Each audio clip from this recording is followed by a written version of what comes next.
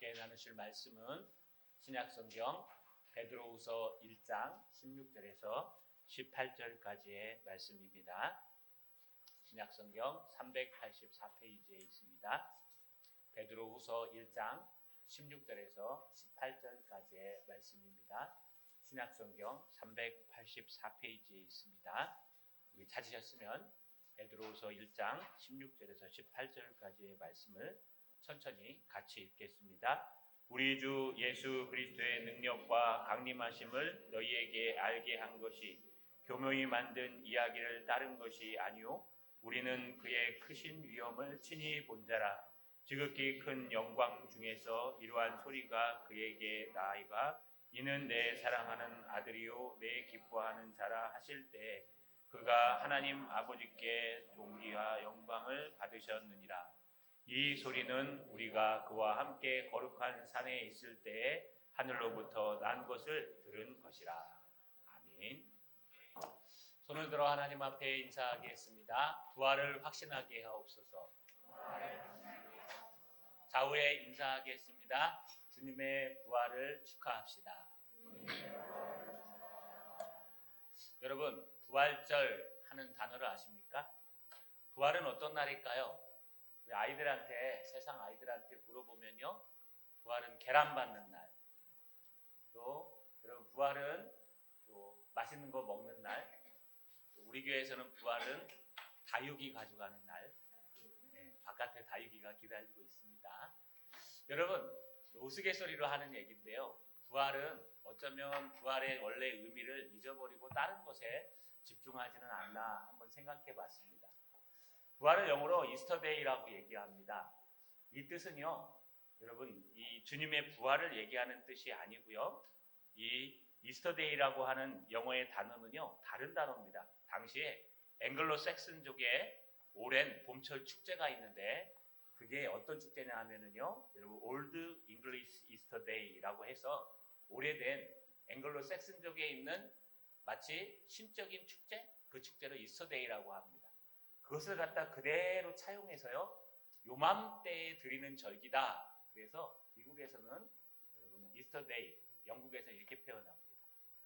또 여러분 헬라어와 라틴어는 똑같이 파샤라는 단어를 씁니다. 이 파샤라는 단어는 뭐냐 하면은요, 여러분 영어로 패스오버라고 해서 유월절을 얘기합니다. 넘어서다, 넘어가다. 예수님께서 여러분 십자가에 달려 죽으신 걸 우리가 유월절에 비유하지 않습니까? 바로 그날 달려 죽으셨기 때문에. 또 애굽에서 출애굽할 때 문설주와 좌우 임방에 피를 발라서 천사가 하나님의 말씀대로 장자를 다 죽일 때 그 좌우 문설주와 임방에 피를 바른 그들을 넘어갔다. 패스오버, 유월했다. 그래서 유월절이라고 합니다. 이게 헬라어랑 그리스어로 파샤라는 단어를 쓰는데, 여러분 지금도 그 헬라와 그리스에서는요, 파샤데이라고 얘기합니다. 그러니까 정상적으로 부활하셨다, 부활의 날이라고 표현하는 건 우리 대한민국이 더 유일합니다. 여러분 부활절이 더 아름다운 것 같습니다. 우리는 정확하게 예수님께서 부활하셨다, 그래서 부활절이라고 하죠. 영화 이스터데이나 헬라어나 그리스어의 파샤라는 다른 단어입니다. 이렇게 우리는 어떤 기념일이 되면 그냥 이름만 붙이기 급급하죠. 그 의미에 대해서 잊어버릴 때가 있습니다. 그러나 명확한 것은 오늘은 예수님께서 우리의 죄를 대신해서 십자가에 달려 죽으신 지 사흘 만에 죽은 자 가운데서 다시 살아난 날, 그래서 바로 부활절이라고 얘기합니다. 계란이나 떡이나 다육이 생각하지 마시고 이 시간만큼은 주님의 부활을 축하하는 저 여러분 되시길 주님의 이름으로 간절히 소망합니다. 여러분, 우리는 한 주간 동안 종려주일 이후로 부활에 대해서 배웠습니다. 고난주간에 동참했습니다. 베드로전서, 베드로후서 1장을 가지고 주님의 부활에 고난에 동참했습니다. 이 베드로는요, 당시에 가장 순교한 자 중에, 잔인하게 순교한 사람 중에 하나였습니다. 베드로가 어떻게 죽었는지, 베드로는요, 순교할 때 예수님께서는 십자가에 달려 들어가셨는데 내가 어떻게 감히 예수님과 똑같이 십자가에 달려 죽을 수 있겠느냐? 나는 십자가에 거꾸로 매달아 달라. 그래서 십자가에 당당하게 거꾸로 매달려 죽은 사람이 베드로입니다. 여러분, 혹시 거꾸로 매달려 있어 보신 적이 있으십니까? 1시간도 못 있습니다. 피가 다 위로 솟구쳐가지고요. 숨도 쉬기 어렵습니다. 그렇게 어려운 상황으로 죽게 될 수밖에 없었던 것은 베드로는요, 죽음을 두려워하지 않았다는 겁니다. 특별히 베드로 후서를 쓰고 난 다음에 베드로는요, 순교합니다. 그래서 이 말씀 속에 보시면 내가 이제 곧 장막을 떠날 것 같은데 내가 어떤 일을 해야 될까? 어떻게 너희에게 가르쳐야 될까? 너희에게 생각나게 하는 것이 무엇일까? 그동안 너희에게 전했던 복음과 그동안 너희에게 가르쳤던 신앙의 성장에 대해서 얘기해 주어야 되겠다라고 하는 걸 우리 새벽에 나누었습니다. 베드로는요, 가장 어려운 AD 64년에서 68년 바로 네로 시대에 이 서신을 썼습니다. 사람들을 타죽게 하고 원형 경기장에서 예수 믿는다고 해서 사자에게 물려 죽게 했던 그 어려운 가장 고난스러운 때에 베드로는 이 서신을 쓰면서 당당하게 나는 조금 있으면 이곳을 떠날 거야. 난 조금 있으면 순교당할 거야. 자신이 죽을 것을 알면서도 전혀 두려워하지 않았습니다. 여러분, 어떻게 그럴 수 있었을까요? 여러분은 어떻게 하면 죽음도 두려워하지 않을 수 있을까요? 여러분, 죽음 앞에 서면요, 다 무섭습니다. 그래서 우리가 병에 걸렸다 그러면요, 다들 두려워 떨지 않으십니까? 저도 무섭습니다. 우리가 죽음 앞에 서면요, 태어난 사람은 별로 없습니다. 그러나 준비하는 사람은 태어나지더라고요. 여러분, 우리가 죽음 앞에 서서 두려워하지 않을 수 있는 것은 두 가지가 있는데, 하나는 우리는 죽으면 천국이 기다리고 있다는 확신입니다. 할렐루야. 오늘 죽어도 천국 가신다고 확신하십니까? 여러분, 오늘 죽으셔도 천국에 갈 것 같습니까? 예. 아멘 하든 안 하든 가십니다. 예수 믿으면 가기 때문에. 또 하나 우리에게 큰 위로를 주는 것은 무엇이냐? 우리는 죽어도 살아난다는 겁니다. 예수님이 부활의 첫 열매 되신 것처럼 우리도 예수님처럼 부활할 수 있다는 겁니다. 지금 사도 베드로는요, 이 얘기를 하고 있습니다. 열심히 설명하다가, 야, 내가 너희에게 이렇게 담대하게 전할 수 있고 확신 있게 전할 수 있으며 내가 이제 좀 있으면 사형당하는데 그럼에도 불구하고 너희에게 알릴 것이 있는데 그것이 무엇이냐? 여러분, 오늘 본문 16절에 이렇게 기록합니다. 우리 주 예수 그리스도의 능력과 강림하심을 너희에게 알게 한 것이 교묘히 만든 이야기를 따른 것이 아니요 우리는 그의 크신 위엄을 친히 본 사람. 내가 그동안 너희에게 계속 증거한 것이 있는데 우리 주 예수 그리스도의 능력과 그의 강림하심을 내가 알게 했다라고 표현합니다. 여러분이 알게 한 것이라는 단어는요, 헬라어 원문대로 번역하면요, 여러분 알려지게 되다, 확실하게 알게 하다, 주지시키다 이런 뜻이에요. 그러니까 내가 그동안 너희에게 죽음을 불사하고 열심히 가르치고 열심히 이걸 믿어라, 예수 믿어라, 예수 믿고 구원받으라, 주님께서 이 땅에 재림하실 것이다, 부활을 보았다라고 하는 수많은 그리스도의 복음에 관해서 열심히 알게 하게 있는데 그것이 무엇이냐? 여러분, 우리 주 예수 그리스도의 능력과 강림하심에 대해서 설명했다는 거예요. 여기 능력이라는 단어는요, 여러분 디나미스라는 단어를 씁니다. 이거는 그냥 이 땅에서 살아가는 동안 여러분 떡 5개와 물고기 2마리로 5,000명을 먹이신 기적, 이것도 능력에 들어갑니다. 풍랑이 막 칠 때 제자들이 주님 우리 죽게 되었사오니 어떻게 하면 좋습니까? 하고 막 불안불안할 때 고물에서 피곤하게 주무시던 예수님을 깨우지 않습니까? 예수 일어나십시오. 우리는 죽게 생겼는데 뭐하고 계십니까? 지금 불어나서 잘 때입니까? 예수님이 일어나셔서요, 풍랑아 잠잠하라 했더니요, 그 갈릴리 바다가 잠잠해집니다. 옆에 있던 제자들이 놀랍니다. 도대체 누구시기에 풍랑까지 잔잔하게 할 수 있을까?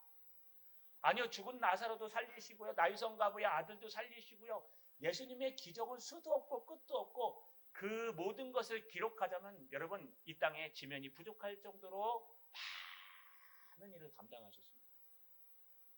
그런데 중요한 것은요, 여러분 그런 능력, 디나미스라는 단어로 쓰기도 하지만 여러분 이 능력은요 부활의 능력으로 쓸 때가 많이 있습니다. 능력과 강림이라는 단어가 우리 마태복음 24장 30절에 보니까 그때의 인자의 징조가 하늘에서 보이겠고 그때 땅의 모든 족속들이 통곡하며 그들이 인자가 구름을 타고 능력과 큰 권능으로 오는 것을 보리라. 주님의 재림하심과 주님의 부활하심을 나타낼 때 디나미스, 능력이라는 단어를 많이 씁니다.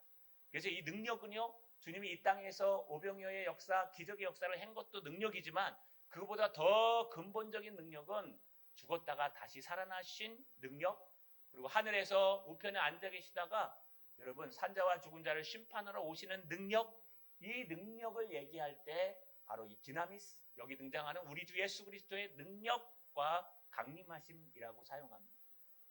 사도 베드로는요 아주 강력하게 전했습니다. 그 당시에 얼마나 힘들겠습니까? 여러분, 사람이 어려울수록 말이 세집니다. 왜냐하면 자기 확신 때문에 그래요. 사람이 어려울수록 아유 아니야 나 잘 몰라 이러지 않아요. 맞다니까? 나 목에 칼이 들어와도 맞아. 이렇게 되는 게 우리 인생이에요. 그런데 베드로 때 여러분 베드로가 전한 말씀이 약하겠습니까? 그때는요 예수 믿는다 그러면 원형 경기장에 끌려가서 굶주린 사자한테 물려 죽어야 돼요. 여기부터 물면은 다행이에요. 다리부터 물어갖고 다리 한 짝 딱 떨어지면요 그거 기절한대요. 피가 철철철 흐르는 걸 보고. 그 정도로 잔인하게 물려 죽고 죽어가는 그 모습 속에서 예수 믿는다는 그 하나 때문에 그렇게 물려 죽는 거. 그것만 있습니까? 말씀드린 대로 네로는 얼마나 미치광이었냐 하면은 역사가 요세푸스가 기록하는 것처럼 예수 믿는다고 하면요 그 사람들을 다 잡아다가 그 큰 배로에다가 자 옆으로 십자가에 다 못 박아가지고요 머리에다가 기름을 뿌리고 거기다 불을 붙였어요. 그래서 막 그걸로 가로수를 썼습니다. 가로등으로. 그러니 당시 역사가들이 얘기하기를 네로는 미치광이다. 그 옆에 마차를 타고 뛰어가면서 노래를 불렀답니다. 그런데 따라가는 사람들이 이 사람 타는 냄새, 고기 타는 냄새 때문에 참지를 못하고 여러분 구역질을 하고 했답니다. 이 정도로 예수 믿는 것이 잔인한 시대예요. 오늘날 우리의 고난은 고난도 아니죠. 이렇게 예수 믿는 것이 곧 목숨과 연관되어 있고 예수 믿는 것이 가장 잔인하고 두려운 이 세대에 사도 베드로가요. 야, 예수 믿으면 구원받아. 예수 믿으면 부활해. 죽음을 두려워하지 마. 순교하는 거 하나님 앞에 영광이야. 이렇게 얘기했겠습니까? 이렇게 얘기하면 아무도 안 믿습니다. 아주 강력하게 얘기했을 거예요. 우리 주 예수 그리스도의 능력을 믿어. 예수 믿으면 천국 갈 수 있어. 예수 믿으면 구원받을 수 있어. 예수 믿으면 죽어도 살겠고 무릇 살아서 예수를 믿는 사람들은 영원히 죽지 않는다고 말씀하셨어. 오늘 죽어도 우리는 천국에 갈 수 있어. 순교하면 가장 멋진 하나님의 나라에 갈 수 있어. 용기를 내. 여러분 그 말씀을 붙들고 북돋아온 성도들이요 목숨을 걸고 예수를 부인하지 않고 원형 경기장에서 또는 가로수가 되어 이 머리가 타가면서도 예수를 버리지 않았다고 합니다. 이렇게 강력하게 전했던 이 베드로의 말씀을 여러분 당시에 신화를 믿었던 지식인들은 욕했습니다. 야, 저 베드로 말 가짜다. 어떻게 죽은 자가 살아났다고 거짓말을 하냐? 예수는 살아난 거 아니야. 이 당시에 예수에 대해서 많은 이들이 증거됐습니다. 기절설. 예수님이 십자가에 달려 죽으신 게 아니라 죽었는 줄 알고 무덤에다 집어넣었더니 잠깐 기절했다가 깨어난 거야. 도둑설. 아니야, 예수님의 제자들이 그 바위로 옮기고 로마 군병들을 때려 죽이고 바위로 옮긴 다음에 예수님의 시체를 가져다가 몰래 다른 데 장사 지내놓고 부활했다고 거짓말하는 거야. 여러분 세상 사람들이 많은 자기네 이성을 가지고 자기의 생각을 가지고 예수님의 부활이 아니라고 얘기하면서 뭐라 그러냐? 베드로가 얘기하는 건 교묘히 만들어낸 신화다라고 얘기하는 겁니다. 여러분 당군이 실제로 있었습니까? 없었습니까? 뭐 우리 민족에 대해서 욕하자는 거 아닙니다. 우리가 그냥 만들어낸 얘기 아닙니까? 당군 신화. 신화라고 얘기하죠. 이 나라가 생겨지게 된 원래 의미, 그래서 그 의미를 막 찾고 찾다 보면은 신에게 가게 돼 있습니다. 그게 정상입니다. 그런데 그 신을 알지 못하니까 나름대로 그리스 로마 신화에서도 신을 만들어내고 우리나라에서도 당군 신화를 만들어내고 저 로마라는 나라도 신화를 만들어냈습니다. 우리 선조는 고음이야, 고음. 곰이 마늘 갖다가 몇 개요? 100개? 60개? 마늘 60개를 먹고 여자가 돼서 타연한 게 웅녀고 거기 당군이 있어가지고 탁탁 해서 난 게 왕궁입니까? 네, 이렇게 되는 거야. 이거 믿으십니까 여러분? 이거를 사실로 믿는 사람은 없습니다. 그런 신화를 뭐라고 얘기하냐? 교묘히 만들어낸 얘기. 안 믿는 사람들이요 예수 믿고 구원받고 부활을 경험한 베드로가 열심히 강력하게 얘기하면 성령이 함께하지 않는 사람들, 예수를 잘 못 믿는 사람들, 믿음이 없는 사람들은 뭐라고 얘기하냐? 아이, 신하야. 저거 베드로가 만들어낸 얘기야. 쟤는 공부도 못했잖아. 가방끈도 짧고 성격은 무식하고 저게 무슨 예수님의 제자야. 저런 거 쓰는 거 보면은 예수님도 참 다 됐어 하면서요, 예수를 욕하고 그냥 선지자 중에 하나라고 얘기하고, 베드로는 그저 그냥 이 땅에서 말을 만들어내는 사람이야. 신하야. 그냥 교묘히 만든 얘기야. 그걸 쫓은 거야 라고 하면서, 봐봐, 우리도 그리스 로마 신화가 있잖아. 그 당시에 그리스 로마 신화. 또 봐봐, 우리에도 단검 신화가 있잖아 하면서요, 모든 것을 교묘히 만들어낸 신하라고 믿는 겁니다. 그러나 베드로는 이렇게 얘기합니다. 내가 그것을 쫓는 게 아니라 뭐라고 해요? 우리는 그의 크신 위엄을 친히 본 자라. 여러분이 친히 봤다는 건 너무너무 번역을 잘했어요. 더 이상 좋은 번역이 없습니다. 원래는 우리는 목격자들이라 이렇게 표현해야 되는데 가슴이 안 와닿죠. 이 친히 본 자라. 우리 두 눈으로 직접 그분의 부활하심과 그분의 거룩하심을 내 눈으로 직접 보았다. 이 말이 바로 친히 본 자라는 뜻입니다. 여러분, 베드로는 친히 보았다고 얘기합니다. 내가 직접 보았어. 나는 봤다니까. 늘 제가 말씀드립니다. 여러분, 서울 가보셨죠? 서울 안 가본 촌 사람은 없지요? 예, 서울 가서 지하철 타보셨습니까? 저희 집사람은 아직 지하철을 못 타봐가지고 이번 휴가 때는 서울에 한번 가려고 합니다. 지하철 좀 태워주려고. 여러분, 지하철 안 타면요, 뭐라 그러냐면, 지하철이 어떻게 다녀? 물속을 막 이렇게 뚫고 다녀? 땅속으로 막 다녀? 모릅니다. 그런데요, 지하철 한번 타본 사람들은 뭐라 그래요? 지는 한 정거장밖에 안 탔는데도, 이야, 나 타봤다. 지하철이 땅 밑으로 다니더라. 야, 땅 밑으로 대단하더라. 막 그럼 상상이 안 갑니다. 저 지하철 타고 싶은 생각. 이게 뭐냐 하면 직접 본 곳의 의미입니다. 미국의 샌프란시스코 가보셨습니까? 미국의 샌프란시스코 10박 15일 갔다 온, 4박 15일 갔다 온 친구랑 샌프란시스코에 살다 온 친구를 만났습니다. 누가 더 샌프란시스코에 대해 잘 알고 있을까요? 거기 살고 있는 사람이 잘 알아야 되는데 잘 얘기 안 해요. 자기는 늘 사니까. 여러분, 거기 한번 14박 15일 갔다 온 친구가, 나는 봤다. 나는 샌프란시스코를 안다. 샌프란시스코가 얼마나 넓고 위대하고 인구가 몇 명이고 얼마나 잘하는지 몰라요. 얼마나 갔는데 14박 15일 갔다 왔어. 이게 우리 인간의 모습입니다. 그럼에도 불구하고 본 것이 얼마나 강력한지 사도 베드로는 뭐라 그래요? 나는 친히 보았다. 여러분, 사도 베드로가 친히 본 것은 마태복음 17장과 많은 복음서에서 얘기하는 변화산 사건입니다. 예수님이 베드로와 제자들의 신앙 고백을 듣고 이제 엿새 후에 어디로 가시냐 하면 변화산에 올라가십니다. 마태복음 17장에 나와 있는데요, 1절에 엿새 후에 예수께서 베드로와 야고보와 그의 형제 요한을 데리시고 따로 높은 산에 올라가셨더니, 여러분, 제자들과 함께 가이사랴 빌립보 노중에서요, 이제 세 제자를 데리고 베드로와 야고보와 그의 형제 요한 3명만을 데리고 높은 산에 올라가셨습니다. 여러분, 높은 산이라고 번역되어 있는데 고고학자들은요, 당시 빌립보와 가버나움 사이, 예수님이 걸어가신 그 사이에 높은 산은 딱 두 군데가 있는데 메론산이랑 다볼산이었습니다. 고고학자들이 이 두 산의 높이를 재보니까요, 우리에 있는 요 뒷산밖에 안 돼요. 민둥산, 둥근산. 별명이 그냥 산책 가는 둥근산입니다. 그러니까 여기에 높은 산은 없습니다. 그런데 워낙에 평지기 때문에 그냥 사막에 조금 산이 올라가 있으면 이 사람들은 높은 산이라고 얘기하는 겁니다. 별로 볼품도 없고 위대하지도 않고 그냥 민둥산인데 예수님은 제자들과 함께 여기에 오르셨습니다. 왜 오르셨을까요? 누가복음 9장 28절에 보니까 이 말씀을 하신 후 8일쯤 되어 예수께서 베드로와 요한과 야고보를 데리고 기도하러 산에 올라가사 기도하실 때, 여러분, 기도하러 올라가셨다고 얘기해요. 예수님은 가끔 기도하러 산에 가셨습니다. 그것도 여러분, 베드로와 안드레와 요한을 데리고 가셨는데 왜 이 3명만 데려갔을까요? 예수님은 편애하는 걸까요? 그렇지 않습니다.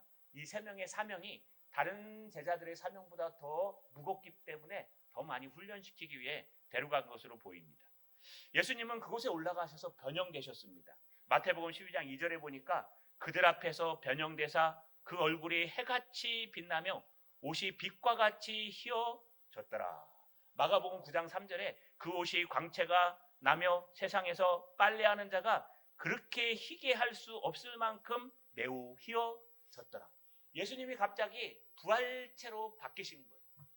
그냥 민둥산 다볼산인지 어떤 산인지 모르지만 그냥 민둥산에 올라가셨는데 예수님이 기도하시다가 그 모습이 희어지고 일대장의 표백제로 아무리 표백제로 빨아도 그 표현할 수 없는 깨끗한 하얀 광채가 나는 몸으로 변했다는 겁니다. 우리는 이거 신학적으로 뭐라 그러냐면 부활체라고 얘기합니다. 여러분, 우리가 예수 믿고 구원받아서 이제 죽습니다. 죽으면 천국 가 계십니다. 낙원에. 그러다가 예수님 재림하실 때 여러분 같이 내려옵니다. 여러분도 재림합니다. 또 이 땅에 있는 사람도 올라옵니다. 안 믿는 사람도 부활합니다. 여러분, 그래서 믿는 사람들은 생명의 부활로, 안 믿는 사람들은 심판의 부활로 부활해서 심판을 받는 거예요. 그런데 그 부활했을 때 어떤 모습일까요? 제가 한번 설교 시간에 얘기했죠. 부활했을 때 나이는 어떤 모습이고 부활했을 때 모습은 어떤 모습일까요? 죽을 때의 모습 그대로 부활할까요? 할머니로 죽었는데 할머니로 부활할까요? 그러면 할머니 때 돌아가시면 안 돼요. 파릇파릇 젊었을 때 어떻게 해서든 죽으셔야 돼요. 교통사고 나갖고 이렇게 한쪽 머리가 이렇게 댕댕댕 이렇게 돌아가시면 이렇게 꼬매거든요. 꼬매면 이대로 나타날까요? 프랭크슈타인처럼? 그렇지 않습니다. 부활체는요, 우리가 이 땅에서 겪었던 육체보다 더 영광스러운 모습으로 나타납니다. 가장 영광스러운 모습, 가장 파릇파릇 젊었을 때의 모습, 아마 아담의 나이 정도로 태어날 것 같습니다. 중요한 것은 그 부활체는 지금 우리가 입고 있는 이 육신과 우리의 마음과 똑같긴 하지만 여기에 죄가 없기 때문에 영광스러운 모습으로 부활한다는 거예요. 지금 예수님의 모습이 그 부활체예요. 예수님은 아직 십자가에 달려 죽지 않으셨습니다. 그런데도 불구하고 예수님은 하나님이시기 때문에 예수님은 변화상에서 자기의 부활체로 영광스럽게 변화됐다는 겁니다. 그것을 보고 베드로와 야고보와 요한이 놀라는 모습이 여기에 등장합니다. 뿐만 아닙니다. 여러분, 부활하신 그 예수님의 모습과 똑같은 사람들이 등장하는데 모세와 엘리야입니다. 마태복음 17장 3절에 보니까 그때 모세와 엘리야가 예수와 더불어 말하는 것이 그들에게 보이고는, 그 세 명이 딱 목격한 게 있는데, 우리가 친히 본 게 있는데 뭐냐? 예수님께서 올라가셔서 부활체로 변하신 그 모습도 대단한데 두 사람이 나타난 거예요. 근데 하나는 모세요, 하나는 엘리야입니다. 여러분, 베드로가 살았던 이 시대와 모세가 살다가 죽었습니다. 모세가 무덤은 발견되지 않았지만 여러분, 모세가 살다 죽었던 그 시대의 간격이 얼마나 될까요? 한 1000년 정도 될까요? 무지막지하게 깁니다. 그런데 그 수천 년 전에 죽었던 모세가 지금 베드로가 살던 그 자리에, 그 민둥산 꼭대기에 예수님과 대화하기 위해서 부활체로 나타났다는 거예요.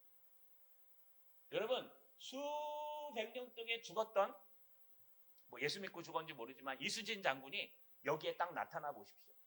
갑옷을 입고 긴 칼을 옆에 차고 제 옆에 딱 서서, 나는 속설에 의해서는 예수 믿었다는 소리도 있습니다. 나는 이순신인데 나는 예수 믿고 구원받았다고 여기 딱 서 계시면 여러분 안 믿겠어요? 당장 믿을 거예요. 집에 가셔서 얘기할 거요. 내가 봤다. 우리 김유선 목사님 옆에 수백 년 전에 죽었던 이수신 장군이 나타나서 복음을 전하더라. 그러면 여러분 막 집에 가서 가만 안 있으실 거예요. 막 예수 믿어야 된다. 우리 엄마, 아빠, 할머니, 할아버지, 동생, 조카, 누나, 동생까지 다 불러가지고 봤다. 막 지금 막 카메라 들고 사진 찍으실 거예요. 여러분, 이렇게 한번 본 게 얼마나 강렬한지 베드로와 야고보와 요한은 뭘 봤냐 하면은요, 여러분, 수천 년 전에 죽었던 모세가 나타난 거예요. 뿐만 아니에요. 죽음을 보지 않고 하늘로 올라간 엘리야도 나타났습니다. 모세와 엘리야가 나타나서 부활체 대신 부활하신 예수님과 대화하는 그 모습을 본 이 세 제자가 얼마나 멍했을까요? 여러분, 그때 베드로가 이렇게 얘기합니다. 마태복음 17장 4절에 보니까 베드로가 예수께 여쭈어 이르되 주여, 우리가 여기 있는 것이 좋사오니 만일 주께서 원하시면 내가 여기서 초막 셋을 짓되 하나는 주님을 위하여, 하나는 모세를 위하여, 하나는 엘리야를 위하여 하리이다. 지금 뭐라고 얘기하냐? 주님, 우리 내려가지 맙시다. 여기가 좋습니다. 왜요? 주님이 영광스럽게 변한 그 부활체를 만났고 모세의 그 율법의 완성인 모세가 수천 년 전에 죽었던 모세가 나타나서 최고의 지도자, 존경했던 지도자가 주님과 얘기하고, 또 여러분 엘리야, 주의 선지 엘리야 병거 타고 하늘에 올라간 그 역사적인 엘리야가 선지자의 대표가 나타나서 이 세 분이 서로 얘기하고 있는 그 모습을 보면서요, 주여 여기가 좋사오니 내려가지 맙시다. 여기가 좋사오니 내가 장막 3개를 금방 지을게요.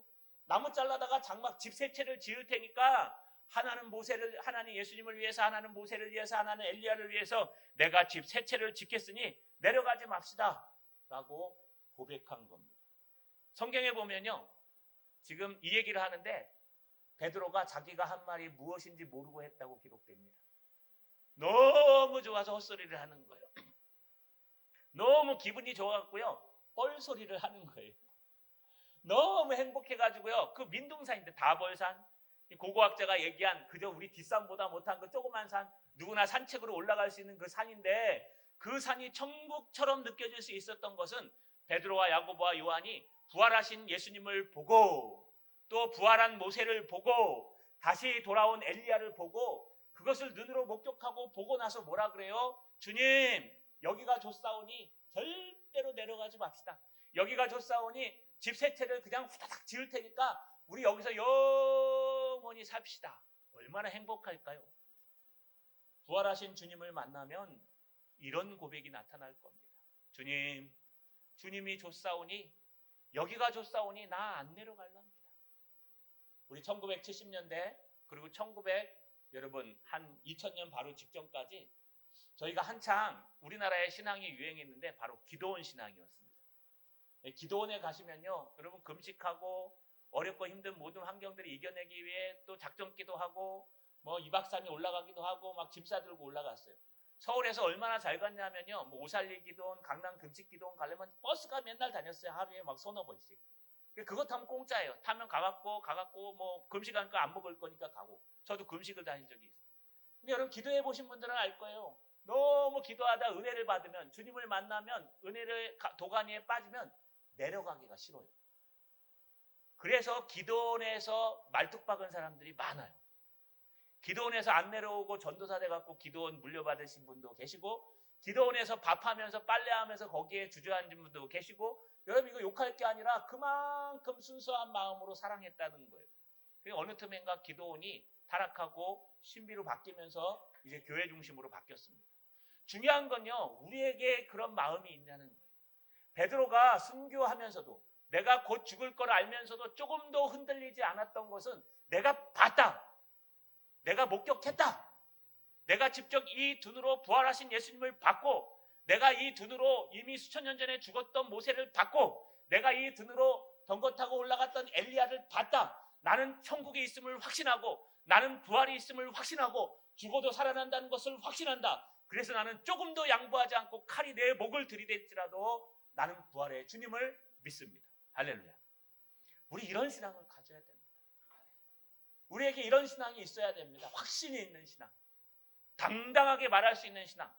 이 땅에 그 무엇보다 예수가 좋아서 이 땅에서 예수를 붙들고 살아가는 신앙, 그런 신앙 되시기를 주님의 이름으로 소망합니다. 뿐만 아닙니다. 여러분, 이 베드로가 보기만 했을까요? 그렇진 않습니다. 베드로가 오늘 뭐라고 얘기하냐? 오늘 17절에 보니까 지극히 큰 영광 중에 이런 소리가 그대에게 나기를, 이는 내 사랑하는 아들이요 내 기뻐하는 자라 하실 때 그가 하나님 아버지께 존귀와 영광을 받으셨느니라. 베드로와 야고보와 요한이 열심히 헛소리를 하고 있습니다. 베드로가요, 주님 여기가 좋사오니 장막 셋을 지어서 하나는 주를 위해, 하나는 모세를 위해, 하나는 엘리야를 위해 짓겠습니다. 허락만 해 주십시오라고 얘기할 때 갑자기요 구름이 쫙 임하고 주의 말씀이 이렇게 들립니다. 이는 내 사랑하는 아들이요 기뻐하는 자라. 이 생생한 거에 마태복음 17장 5절에 보니까 말할 때 호련히 빛난 구름이 그들을 덮으며 구름 속에서 소리가 나서 이르되 이는 내 사랑하는 아들이요 내 기뻐하는 자니 너희는 그의 말을 들으라. 하나님의 음성이 들립니다. 그래서 여러분, 우리가 삼위일체 하나님 할 때 이 근거 구절도 있습니다. 예수님이 이 땅에 계신데 예수님의 말씀을 들었는데 하늘에서 음성이 들립니다. 지금 베드로가 딴 얘기를 하고 있으니까요, 사명을 놓치고 있으니까 하나님께서 하늘에서 울려 퍼지며 말씀하시는 게 이 사람은 내 사랑하는 아들이요 내 기뻐하는 자라. 너는 그의 말을 들으라. 여러분, 지금 하나님께서 예수 그리스도를 증거하며 하시는 말씀을 우리가 듣는 것입니다.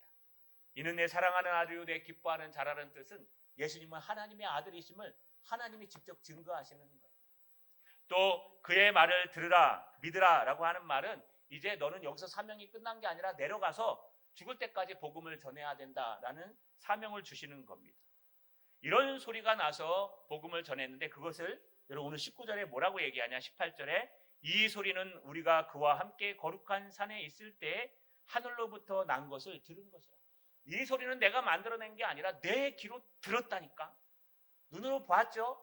내 귀로 들은 게 있는데 하늘에서 구름이 팍 밀려오고 그 구름 속에서 음성이 하나 났는데 이는 내 사랑하는 아들이요 내 기뻐하는 자니 너희는 그의 말을 들으라. 히브리어로 했겠죠? 그 말을 듣자마자 얼마나 영광스러운지 여러분 헛소리하고 있던 베드로와 요한이 땅에 넓적 엎드러진 것을 볼 수 있어요. 기억이 안 남겠습니까? 여러분 막 크게 혼난 거 기억 남으시죠? 하나님께서 여러분한테 유선아 뭐하나 하고 하면 기억 안 남으세요? 하나님께서 베드로와 요한과 야고보에게 여러분 하나님의 말씀을 탁 이는 내 기뻐하는 자요 하나님의 아들이라고 선포할 때 베드로와 야고보와 요한이 얼마나 놀라고 그 말씀이 가슴에 사무쳤겠습니까? 그러니 내가 친히 보았다. 내가 친히 들었다. 내가 눈으로 봤고 귀로 들었다. 라고 확신하는 겁니다. 여러분 듣기만 했을까요? 아니에요. 우리 한 발짝 더 나갑니다. 여러분 마태복음 17장 6절에 보니까 제자들이 듣고 엎드려 심히 두려우니 여러분 그들이 듣고 엎드려 심히 두렵다는 얘기는요. 하나님의 음성을 듣자마자 너무 무섭고 두려워서 자기의 실수가 생각나고 두려워서 그냥 그 자리에 탁 엎드러진 거예요. 우리 다니엘서를 나눌 때 다니엘이 천사의 말을 들을 때 하나님의 말씀을 들을 때 땅에 탁 엎드려서 기절했다 그랬죠. 여러분 똑같은 단어입니다. 지금 이 말씀을 듣자마자 베드로와 야고보와 요한은요 그 자리에 털썩 주저앉아서 땅을 얼굴에 대고 놀랬어요. 그때 예수님께서 다가오십니다. 마태복음 17장 7절에 보니까 예수께서 나와 그들에게 손을 대시며 이르시되 일어나라 두려워하지 말라 하시니 손을 대십니다. 누구에게요? 베드로와 야고보와 요한에게. 베드로는요 만진 바 되었어요. 여러분 한번 생각해 보세요. 눈으로 봤어요? 내가 그 소리를 들었어요? 내가 직접 만져봤어요.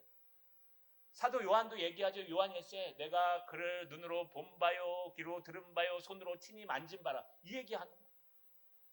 내가 부활하신 예수님의 음성을 내가 부활하신 예수님을 두 눈으로 부활체를 봤어. 그리고 살아계신 하나님의 음성을 들었어.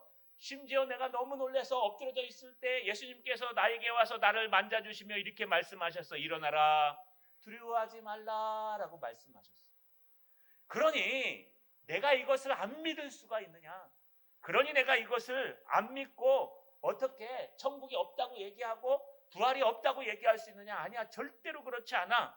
마태복음 17장 18절에 이렇게 기록됩니다. 제자들이 눈을 들고 보매 오직 예수 외에는 아무것도 보이지 아니하더라. 예수님은 살아계시냐?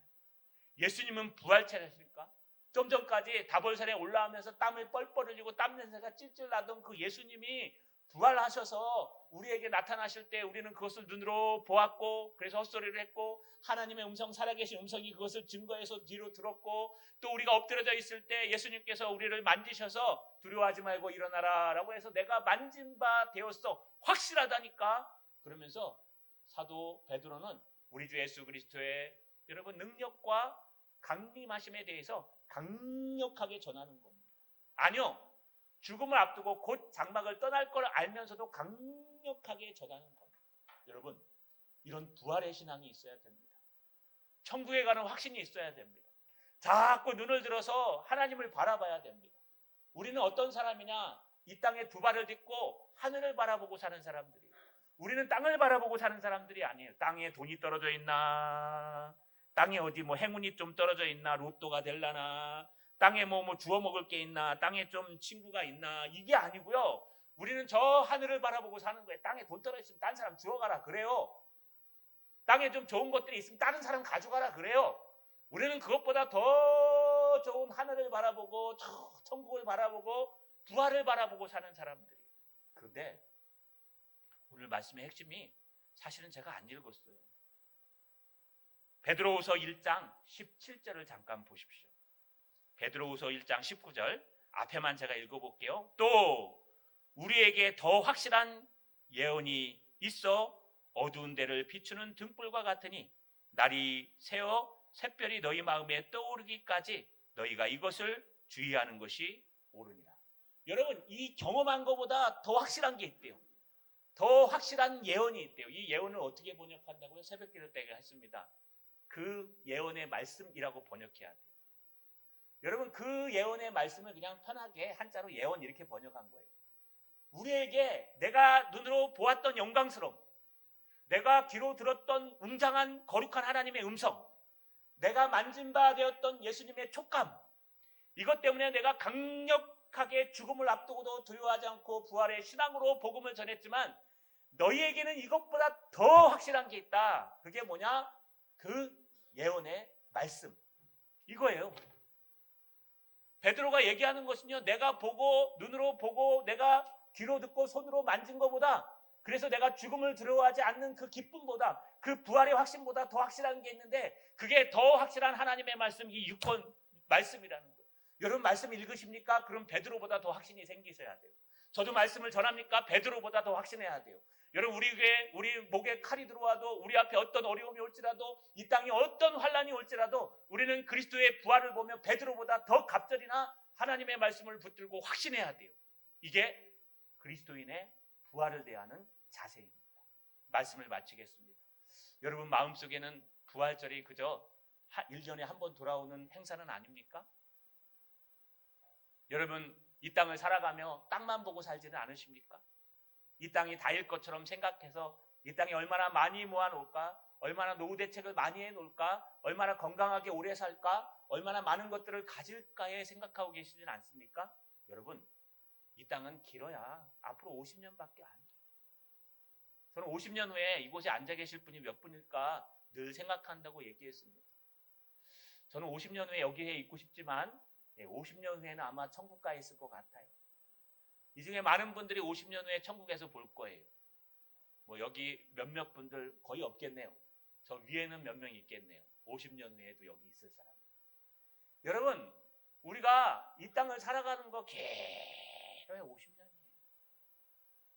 국방부 시계는 거꾸로 매달아가도 가요. 이 세상 시계도 잘 가요. 여러분 후딱하면 일주일 가고 후딱하면 하루 가고 화살의 촉처럼 얼마나 빨리 가는지 10대는 10km, 20대는 20km, 30대는 30km, 50대는 50km, 60대는 60km, 70대는 70km. 눈 깜짝하면 주일이에요. 눈 깜짝하면 금요일이에요. 눈 깜짝하면 한 달이 지났어요. 눈 깜짝하면 또 1년이 지나버렸어요. 이런 빠르죠? 이 빠른 시간 50년 얼마나 금방 갈까요? 금방 갑니다. 그 후에는 뭐가 기다려요? 자, 천국이 기다려요.